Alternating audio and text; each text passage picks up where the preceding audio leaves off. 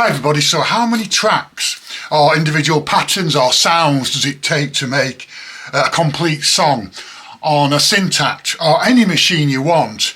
Well, not that many, because what I've done, I've just created a few different tracks on the syntakt. Hopefully you can see that all okay now. And I'm just going to show you how I started to make a track. And I'm not going to take you through all the LFOs and oscillators.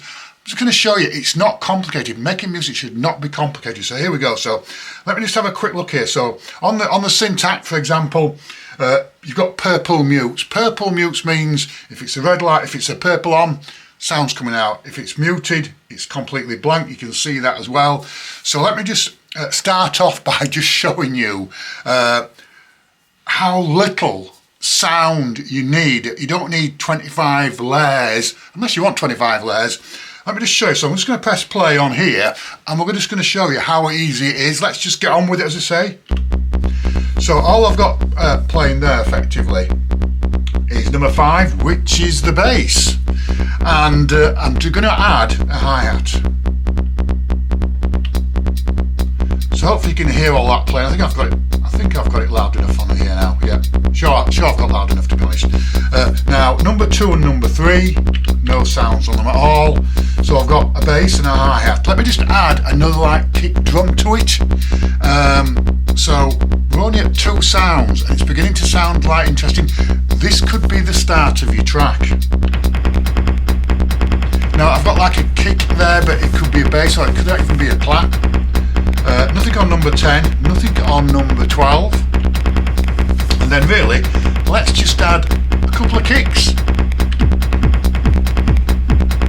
So hear how, in my opinion, how powerful that is.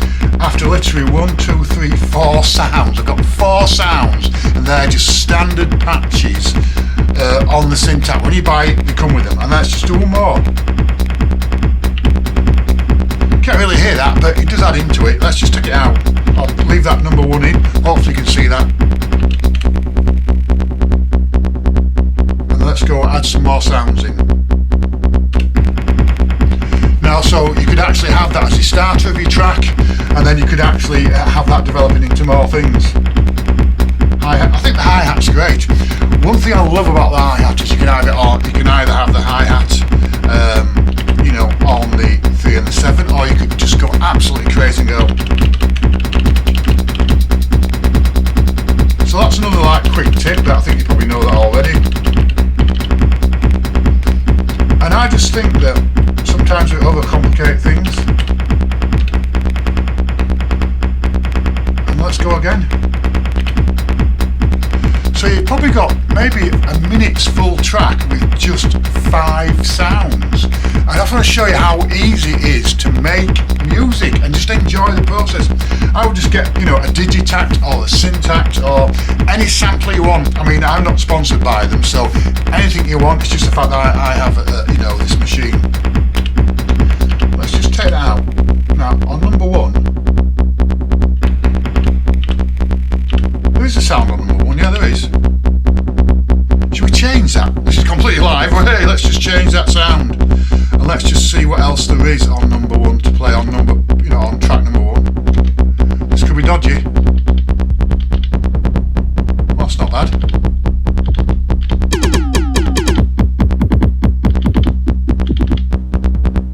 That's not bad. Can you just hear that faint bass there? Let's just turn up the reverb. Let's go back into the mutes. Hi-hat. Let's go.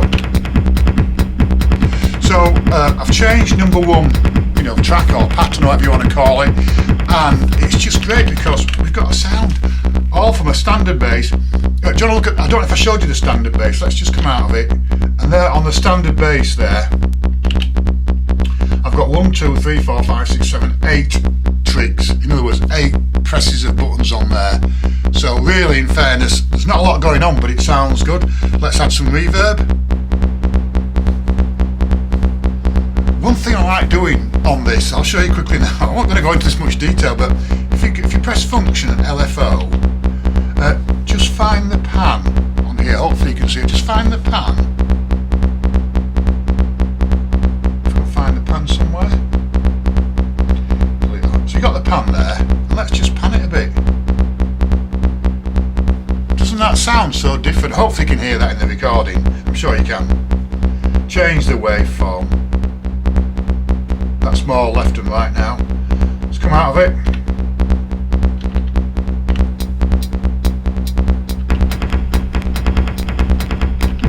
Kick.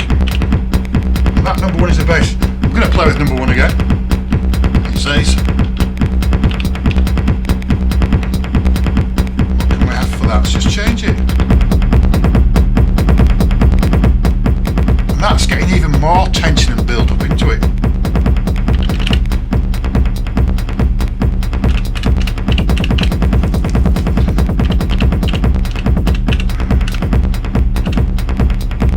So I just think that's quite interesting how you don't have to make things complicated and you can just add sounds in. I do actually love that bass, but I haven't made it. It came with the machine. You could even go into the bass again. Let's just go into the amp on track number 5. And let's just... How about that? So all I've done there is put basically a delay on it and it's bouncing about.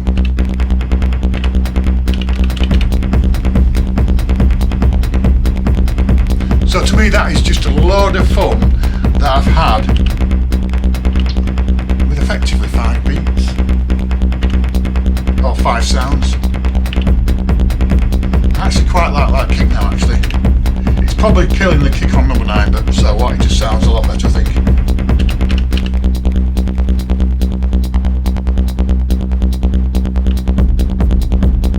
So at that stage you've just got a bass and you've got a kick.